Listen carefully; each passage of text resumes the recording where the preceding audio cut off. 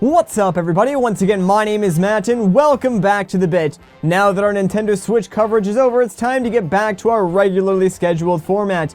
Today, we've got a lot to talk about, so let's jump right into it. Our first bit of news is a little bit dated at this point, but if you're fans of the Mario sports games, you'll be happy to hear that Nintendo has announced Mario Sports Superstars for the Nintendo 3DS. Oh, you missed that announcement? Don't worry, I imagine you're not the only one, as it seems Nintendo chose to make this announcement via Twitter. I'm not exactly sure why, but the game is coming out on March 24th here in North America, and will feature sporting events like soccer, baseball, tennis, golf, and horse racing. Now, I've personally never played any of the Mario sports titles, but hey, if that's your thing, this new 3DS game is right up your alley. It's also nice to see Nintendo will still be supporting the 3DS even with the Switch releasing soon. I'll admit, despite Nintendo saying otherwise, I was a little bit worried the 3DS would get the shaft and Nintendo would only focus on the Switch for both portable and console experiences. In other Nintendo-related news, we finally got a spec sheet for the Nintendo Switch. Sort of.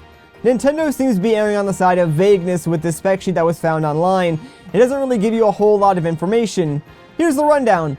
Does the Switch have a CPU? Yep. How about a GPU? Yeah, we got one of those too. How much RAM does it have? This much. Basically what I'm saying is you won't be getting any details that tech-savvy people would actually find interesting, like the amount of CPU cores, the clock rates of the various chips, RAM amount, or speed. Instead, you'll just get confirmation that the Nintendo Switch is not an empty plastic shell that plays games using magic.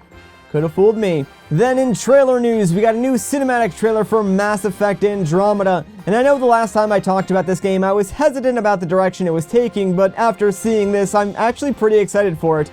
For me, sometimes a good story is enough to sell a game, and from this trailer, I am already interested in seeing how things will pan out. So we go from getting a bit of story info to getting almost no information at all. Square Enix and Marvel Entertainment announced that they will be partnering up for a multi-game deal. The first game will be based on Marvel's Avengers series of comics and movies. But really that's all the information they gave us. The teaser just shows off some iconic set pieces and gives the vague date of 2018.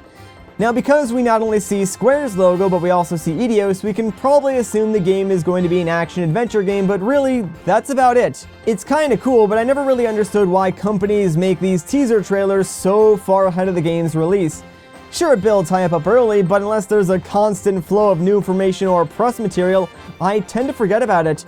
And 2018 is still far, far away at this point. I assume we'll probably learn more at either Comic-Con or E3 of this year, as those would be prime locations for revealing more information about the game. And as of recording this, PAX South is currently underway. Now, if you're out of the loop, PAX at the Penny Arcade Expo is a massive video game and tabletop gaming convention that takes place 4 times a year, 3 in the US, those being PAX East, PAX West or PAX Prime for you veteran PAX goers, and the newest stateside show, PAX South. They hold one show in Australia aptly titled PAX Aus.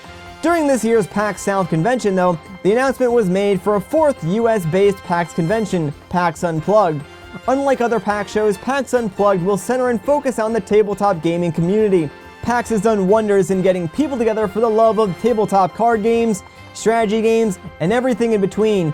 The event is set to take place in beautiful Philadelphia, Pennsylvania. And although I'm not a huge tabletop guy myself, I think it's a smart move from PAX to create a tabletop-only convention. I've been attending at least one PAX Con every single year since 2012, and I can say the show has grown in size and popularity every year to the point where tickets sell out in seconds and the venue is always packed. Hopefully with this new PAX, it can help alleviate some of the crowds from the other shows like PAX East, while still providing a much-needed getaway for those who love tabletop games. And that's it for the news that I found interesting this week. As always, if you'd like to suggest stories that you'd like to see me cover, you can reach out to me on Twitter or use hashtag #TheBit in your tweet and I'll make sure to check those out. If you enjoyed this video, a like rating would be greatly appreciated. If you want to see more of my videos, consider subscribing.